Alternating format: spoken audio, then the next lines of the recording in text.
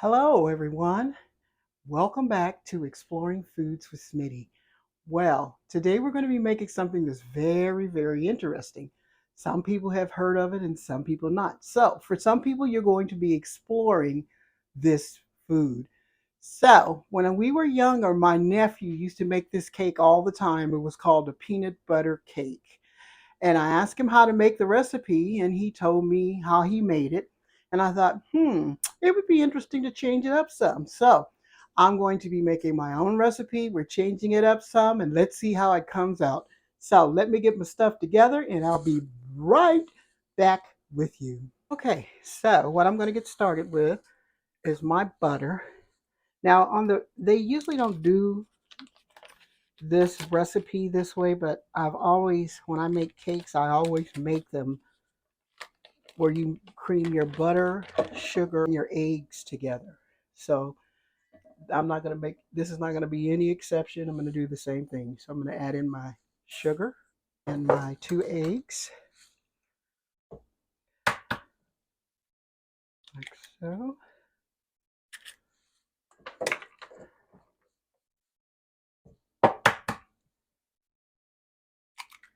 Boy, you can tell the difference in the egg yolks, can't you? Check that out. Okay. So let's mix together our butter, sugar, and eggs until it's creamy.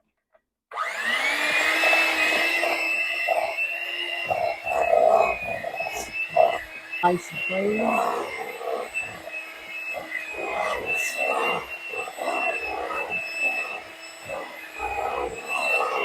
Put my cup of warm or hot water into a cup.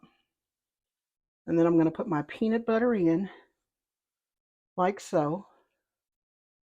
This is 3/4 cup of peanut butter.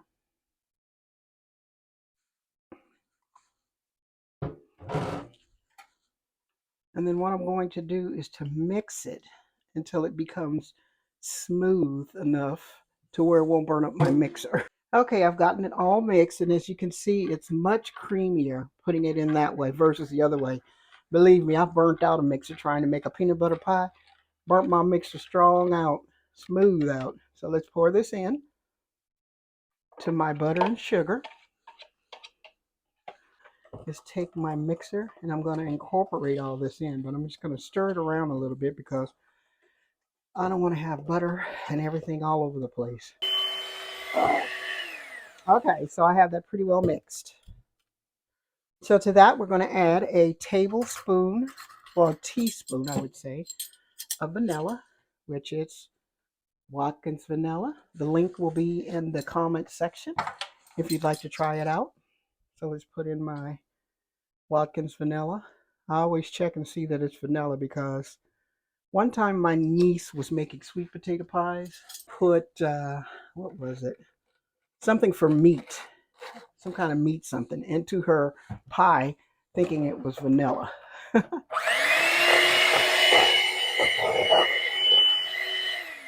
Okay, so to this, I'm going to add my flour and my milk. And then this has a 1/2 cup. I'm using buttermilk because buttermilk has a tendency to make your cakes more moist. What we're going to do is put in some flour, maybe half of the flour and the baking powder, like that. And then I'm going to add in some milk. And I'm going to stir it around so I don't have flour all over the place.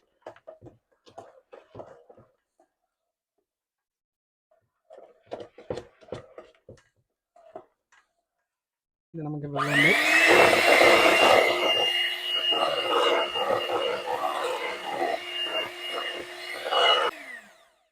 Okay.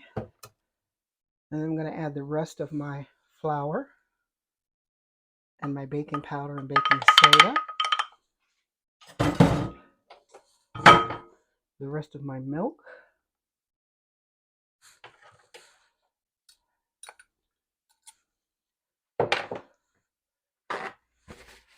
And then we're going to mix it up. I'm telling you, these allergies I have are just kicking my butt this year. Okay, so let's get this kind of stirred around, and then I'm going to mix it really good, and then when I come back, we're going to be putting it in our pan. Okay, so everything's all mixed, and I went around in the bottom of the bowl just to make sure everything was mixed up, and it looks very, very good. So what I did is I sprayed my baking pan with some nonstick spray. You can also butter and flour your pan if you'd like. And I'm just going to pour this in like so. This cake you can make in bundt pan, or you can make it in layers, or just however you want to bake it. So I'm baking it like this. Hopefully my pan is not too big. And what I'm going to do is put this in the oven on 350, and I'm going to bake it for 20 minutes and check it and see if it's done. Okay, so let's test it to see what we got. Because the first time it just wasn't ready.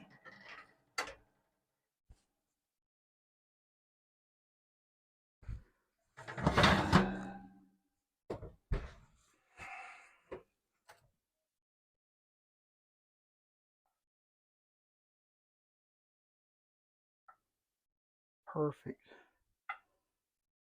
Okay, so what I'm going to do is let this cool, and then we're going to do frosting on it after it finishes cooling. Okay, so our cake has completely cooled, and we're going to get started to frosting it. There is a peanut butter frosting that you can make, but I prefer it honestly with chocolate. It's just chocolate and peanut butter goes together. So what I'm going to do is just start frosting, putting my frosting on.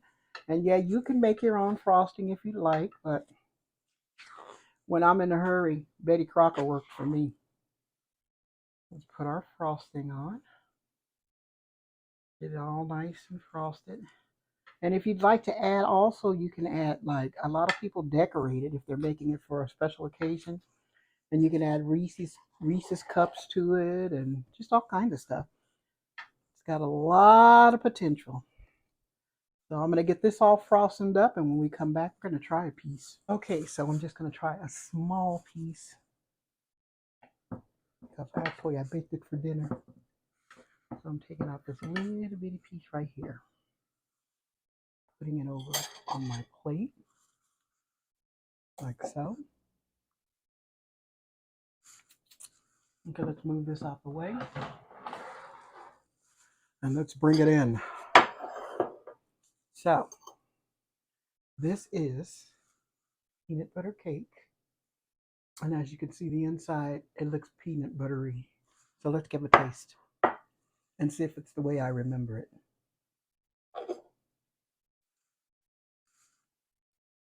Mmm.